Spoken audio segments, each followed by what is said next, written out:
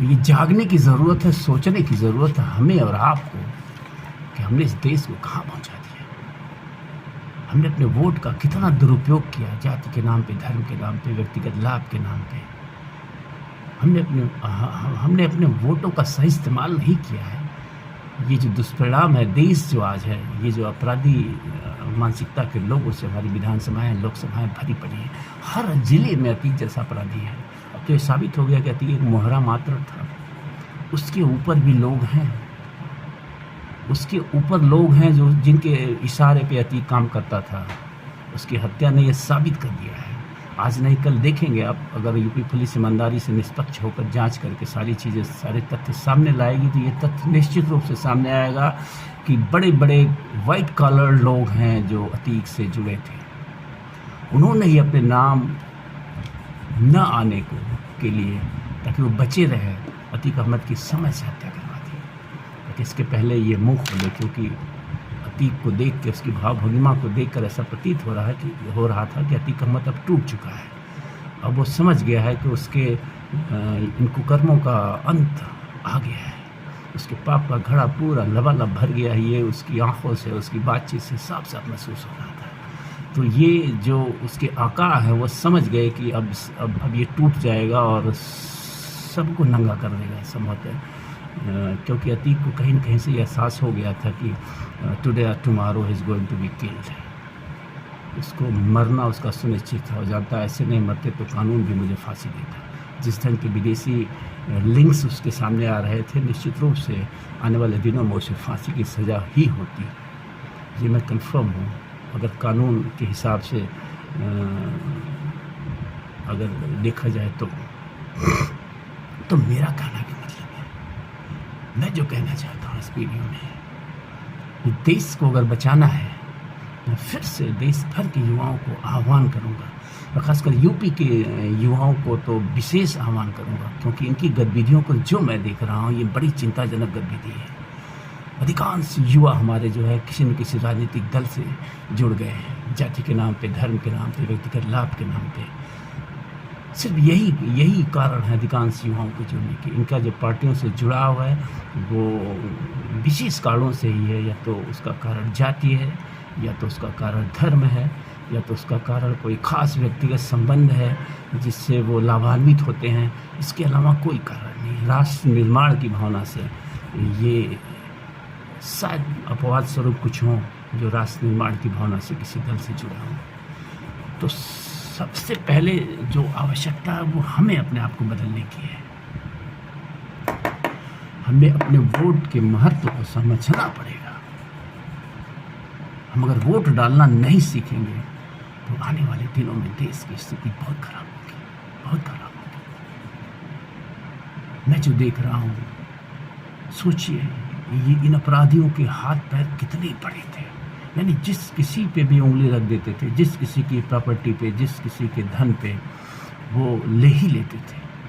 कानून उनके आगे व्यवस्था। मुझे अतीक अहमद की एक घटना याद आ रही, मैं इसको प्रमाणित नहीं कर रहा हूँ, अपुष्ट जानकारी है कि जब इसका जलवा था, ये 10-15 साल पहले की बात है, जब कांग्रेस की सरकार हुआ करती थी केंद्र में, तो राजीव गांधी के किसी रिश्तेदार की ज़मीन को भी इसने हड़प लिया था इलाहाबाद में, और कोई कुछ नहीं कर पाया। अंततः जो मुझे जानकारी है कि पीएमओ का हस्तक्षेप करना पड़ा। प्राइम मिनिस्टर ऑफिस के हस्तक्षेप के बाद उस व्यक्ति की ज़मीन बचाई जा सकी, जो राजीव गांधी का कोई ब्लड रिलेशन में आने वाला व्यक्ति था इलाहाबाद का। मैं नाम नहीं जानता हूँ, पूरे घटनाक्रम को नहीं जानता हूँ, इसलिए मैं इसे प्रमाणित नहीं कर रहा हूँ, लेकिन ऐसा मेरी जानकारी में आया है कि राजीव गांधी के रिश्तेदार की ज़मीन को हड़पने का भी साहस था इसके अंदर। माय गॉडनेस, सोचिए ये मनोबल कहाँ से आता है। तो मैं यही कहना चाहूँगा कि वोट देना सीखिए। और दूसरी चीज़ मैं पुलिस के लिए कहूँगा, पुलिस सच में अगर ईमानदारी से निष्पक्ष होकर कार्य करे तो, जो मैंने कहा था ना पिछली वीडियो में कि मंदिर के सामने से कोई एक चप्पल भी नहीं चुरा पाएगा, एकदम सच है। पुलिस चाहे तो 1 महीने में अपराध मुक्त कर दे पूरे प्रदेश को, पूरे देश को, अगर उसे छूट दी जाए। कई सारी फिल्में आपने देखी होंगी, उनमें एक स्पेशल टीम चीफ मिनिस्टर बनाते हैं और उस टीम को पूरा फुल पावर देते हैं अपराध उन्मूलन का, और वो कुछ ही दिनों में अपराध उन्मूलन कर देती हैं। उनको थोड़ा सा फ्रीडम दिया जाता है। अगर सच में कह रहा हूँ कि अपराध उन्मूलन के लिए एक सिर्फ मैं कह रहा हूँ कि 1000-2000 पुलिस वालों की या सारे पुलिस वाले साथ दें तो और अच्छा है। एक टीम बना के उन्हें फ्रीडम दे दिया जाए कि अपराधियों को चिन्हित करो, लेकिन वो टीम ईमानदार लोगों की टीम होनी चाहिए, वो टीम निष्पक्ष लोगों की टीम होनी चाहिए, वो टीम राष्ट्रभक्तों की टीम होनी चाहिए, वो टीम बेईमान अधिकारियों की नहीं होनी चाहिए। भ्रष्ट अधिकारी उस टीम में नहीं होनी चाहिए, जो पैसों पे बिक जाते हैं, जो जाति के नाम पे भेदभाव करते हैं, जो धर्म के नाम पे भेदभाव करते हैं। ऐसे अधिकारियों की मैं बात नहीं कर रहा हूँ। सर्वप्रथम तो पुलिस में से ऐसे लोगों को निकाल बाहर फेंकने की ज़रूरत है, जो लोग इन कुछ दशकों में एक संगठित गिरोह की तरह विकसित हुए हैं और राजनीति से इनका जो है गहरा वो गठजोड़ बना है।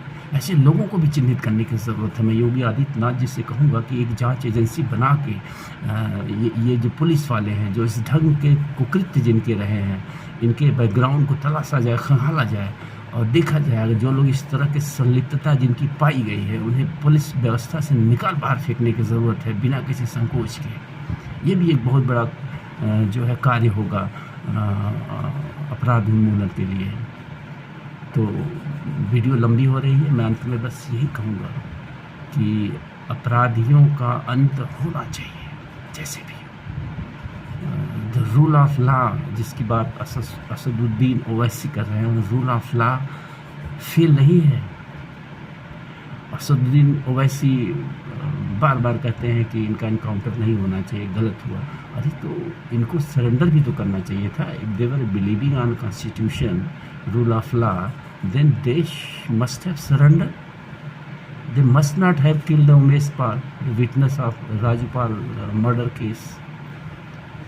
उन्होंने इतना डे लाइट अपराध किया और 2 पुलिस वालों के संरक्षण में उमेश पाल को घर तक, उसके घर के अंदर तक धड़ा के मारा इन लोगों ने। मतलब इनके अंदर वो मनोबल आया कहाँ से? साहस किसने दिया इनको? इनके साहस को, मनोबल को तोड़ने के लिए आवश्यक था। मैं भी वो जो एसटीएफ के आपके चीफ थे इस ऑपरेशन के,